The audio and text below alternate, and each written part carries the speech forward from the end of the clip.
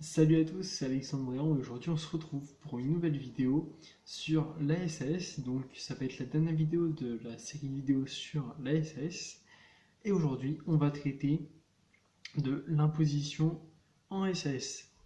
Alors, on va voir dans un premier temps l'impôt sur les sociétés, dans un deuxième temps l'option pour l'impôt sur le revenu, dans un troisième temps on verra les plus-values dans la SAS et on verra également en dernier un point sur la TVA.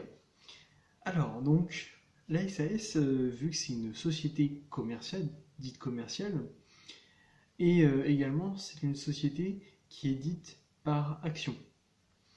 Et donc le fait que ce soit une société commerciale et par action, et bah, elle est soumise à l'impôt sur les sociétés, donc l'IS.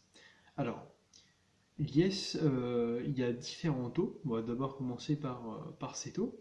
Alors, il faut savoir qu'ils fonctionnent par tranche. Alors, on a une première tranche jusqu'à 38 120 euros de bénéfices fiscal, on est à 15%. Ensuite, entre 38 120 et 500 000 euros, on est à 28%. Et lorsqu'on est à plus de 500 000 euros de bénéfices fiscal, on est à 31% d'imposition. Alors, ces taux sont bien évidemment valables uniquement pour 2019 et surtout que on est dans une évolution de ces taux, donc avec les politiques actuelles, et où on verra donc le taux d'IS donc être abaissé jusqu'à 25% en 2022. Donc l'IS, ça marche donc comme ça par tranche. Ça veut dire que si j'ai un bénéfice par exemple de 100 000 euros, et ben les 38 120 premiers euros seront imposés à 15%, et la partie entre 38 120 et 100 000 euros, ça sera imposé au taux de 28%. Alors, ce qu'il faut savoir, c'est que dans une société, eh ben, en comptabilité, on a un compte de résultat dans lequel on va avoir des charges et des produits. Alors, en fait, à chaque opération où on va vendre, on va enregistrer des produits. Et lorsqu'on va aller acheter, par exemple, des biens pour produire, et ben on va enregistrer ça dans les charges. Alors, concrètement, ça veut dire qu'à la fin de l'exercice comptable, et ben, lorsqu'on va faire le total des produits et le total des charges, on va retirer des produits le montant total des charges et on va obtenir soit un bénéfice, soit une perte. Alors, par exemple, ce qu'il faut savoir, c'est que ce sera un bénéfice ou une perte comptable. Donc, ça veut dire que le bénéfice ou la perte fiscale va être différente du bénéfice ou de la perte comptable. Pourquoi ça? Parce que tout simplement, en comptabilité, on va déduire des charges du résultat qu'en fiscalité, on ne pourra pas déduire. Et tout simplement, également, en fiscalité, il y a certains produits qui ne sont pas imposables. Alors, en charges qui ne sont pas déductibles, et par exemple, ça va être l'amortissement de véhicules de tourisme. Donc, par exemple, si la société elle achète une Porsche, et tout simplement, il y aura une partie de l'amortissement de la Porsche qui ne sera pas déductible. Après, il y a d'autres frais, tels que par exemple si la société va louer par exemple un yacht pour des fins personnelles, et bah ça ne sera pas déductible fiscalement. Il y a un tas de choses comme ça où on ne va pas pouvoir venir déduire fiscalement donc ces charges. Et donc ce qui va impliquer un bénéfice ou une perte fiscale qui va être différent de celui que le bénéfice ou la perte comptable. Et donc, alors, ça c'est pour l'IS, donc ça veut dire qu'à l'IS, une fois qu'on a déterminé notre bénéfice ou perte fiscale, et ben on sera imposé à l'IS, donc au taux d'IS. Ensuite, pour les SAS, il y a une option pour l'IR, donc l'impôt sur le revenu.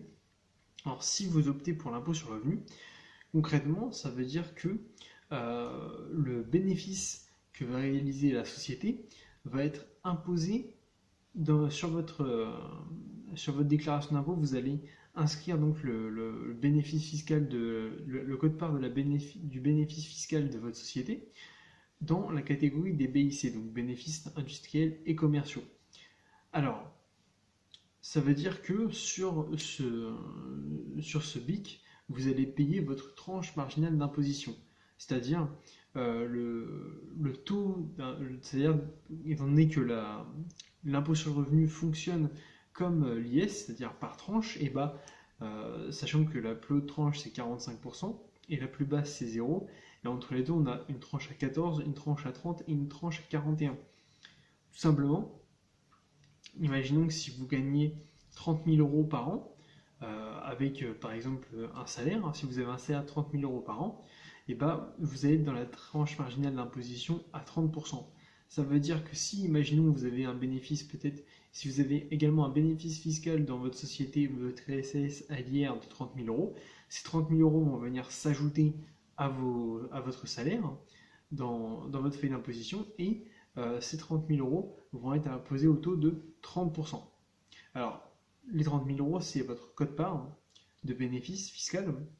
Et par contre, ça veut dire que si par exemple la société a fait 60 000 euros de bénéfice fiscal, que vous avez 50% des parts, des actions, et bah votre quote-part, ça sera donc 50% du bénéfice fiscal, soit 30 000 euros. Donc c'est comme ça que ça va fonctionner l'imposition du bénéfice fiscal dans une SAS à l'IR. Alors par contre, l'option pour l'impôt sur le revenu, eh ben, il faut respecter un certain nombre de critères. Le premier critère, c'est ne pas être coté en bourse, ça tombe bien, la SAS ne peut pas l'être. Le deuxième critère, c'est qu'il faut qu'il y ait moins de 50 salariés dans la société.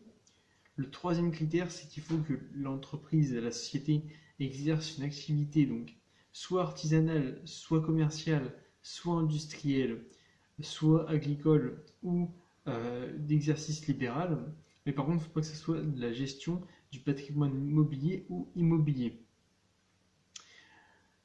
Quatrième critère, il faut que la société ait moins de 5 ans lorsque vous optez pour l'IR. Ensuite, le cinquième critère, c'est qu'il faut qu'il y ait un chiffre d'affaires ou un total au bilan inférieur à 10 millions d'euros.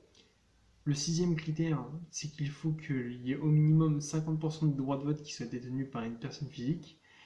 Et le dernier critère, donc le sixième critère, il faut qu'il y ait au moins 34% des droits de vote qui soient détenus par quelqu'un par des personnes physiques exerçant une fonction de direction dans la société. Donc concrètement, président de la SAS ou directeur général. Donc c'est vrai que par contre les conditions sont assez strictes pour adhérer, donc pour opter à l'option pour l'impôt sur le revenu. Alors maintenant, on va voir les plus-values. Alors, ce qu'il faut savoir, c'est que en fiscalité, on distingue en fait de l'imposition voilà, de revenus récurrents des plus-values, étant donné qu'une plus-value, c'est quelque chose qui est normalement peu récurrent, c'est exceptionnel. Alors, pour les particuliers, il y a donc un régime des plus-values, et pour les professionnels, c'est pareil. Alors, à l'IS, le régime des plus-values est très simple, c'est le régime des plus-values professionnelles. Et pour faire simple, pour calculer votre plus-value, qui sera soumis au taux normal de l'IS, c'est-à-dire par exemple si votre bénéfice fiscal est de 500 000 euros, vous aurez 38 120 euros imposés à 15% et entre 38 120 et 500 000 euros imposés à 28%. Et bien en fait tout simplement voilà, donc la plus-value sera soumise à ce taux normal d'IS. Et par contre son calcul, c'est un calcul en fait pour calculer la plus-value professionnelle. Ce qu'on va faire, c'est qu'on va prendre la valeur brute du bien, c'est-à-dire la valeur pour laquelle il est inscrit à l'actif du bilan de l'entreprise, à laquelle on va retrancher les amortissements qui ont été déduits.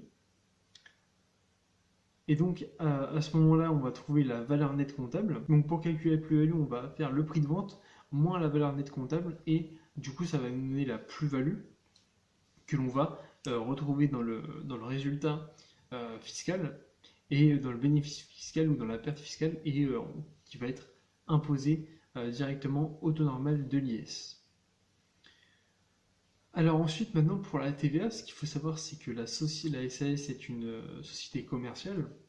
Donc, elle est assujettie à la TVA, c'est-à-dire qu'elle doit collecter de la TVA et elle peut déduire la TVA. Mais donc, ça veut dire qu'elle a des obligations d'établir une déclaration de TVA. Alors, elle peut être soit au régime simplifié, soit au régime normal réel. Donc, au régime normal. Donc, le réel simplifié, ça veut dire qu'en fait, tout simplement, la différence entre les deux régimes, ça va être tout simplement les formalités qu'il va falloir établir, étant donné que si vous êtes au réel normal, et bah, vous devrez avoir plus de formalités à réaliser et également plus de déclarations de TVA à faire. Donc, qu'est-ce que ça veut dire si, vu que la SAS est assujettie à la TVA, ça veut dire qu'elle va devoir facturer de la TVA à ses clients. La TVA que la SAS va facturer à ses clients, elle va la collecter. De l'autre côté, sur tous ces achats, elle va pouvoir déduire de la TVA. Et donc, sur les déclarations de TVA, soit l'État devra rembourser de la TVA que la SAS a payé en plus de ce qu'elle a collecté. Et par contre, si la SAS a collecté plus qu'elle ne peut déduire de TVA, et ben, du coup, il faudra rembourser le solde, c'est-à-dire la TVA, le surplus de TVA collecté comparé à ce que vous pouviez déduire. Donc en fait, la TVA également, ce qu'il faut savoir, c'est que lorsque vous voulez déduire votre TVA, et ben, on a un coefficient de déduction. Alors pour faire simple, ça veut dire qu'en fait, on va prendre en compte 3 coefficients pour savoir si vous allez pouvoir déduire ou pas totalement votre TVA. Étant donné que déjà il y a certains biens dont la TVA ne peut pas être déductible, par exemple si vous achetez une Porsche avec votre société, et ben, la TVA ne sera pas récupérable sur cet achat. Ça veut dire que tout simplement la société va clairement payer sa TVA et ça ne sera pas déductible. A l'inverse, par contre, il y a des biens où ça va être limité, donc vous n'allez pas pouvoir déduire la totalité de la TVA, tel que pour les carburants, certains types de carburants où la TVA est très peu récupérable, notamment pour l'essence, où on n'est que à 40% de la TVA, on a un coefficient où on va pouvoir récupérer beaucoup moins que pour le gasoil si c'est pour des biens où vous avez pu entièrement récupérer la TVA. Donc après, ce qu'il faut savoir, c'est que la TVA, c'est quelque chose qui est assez complexe dans une société.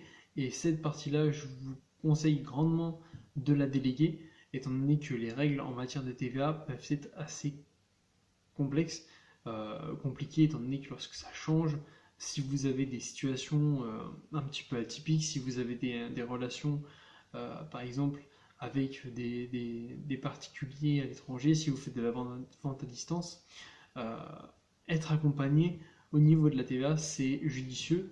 Et de plus, établir une déclaration de TVA, c'est pas non plus. C'est quelque chose qui est si compliqué à faire. Donc voilà, la vidéo donc touche à sa fin sur l'imposition sur la SAS. J'espère que vous avez aimé cette série de vidéos sur la SAS, que vous en avez appris dessus.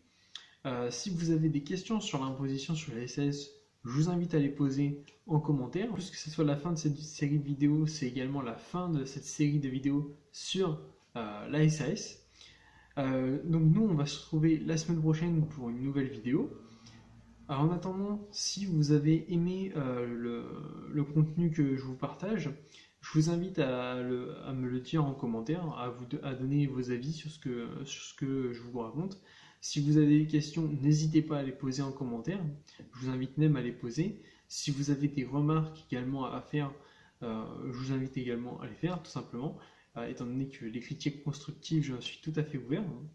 Surtout si je peux améliorer ce que je vous apporte. Si vous avez des sujets sur lesquels vous voulez que je traite, je vous invite également à les dire. Et aussi, ce que je vous invite à faire, c'est à vous abonner si vous aimez le contenu que je vous donne, parce que en vous abonnant et en activant une notification, vous allez pouvoir recevoir donc vous allez donc pouvoir savoir quand une nouvelle vidéo sort, et donc vous allez donc pouvoir consommer le contenu que j'ai à vous proposer.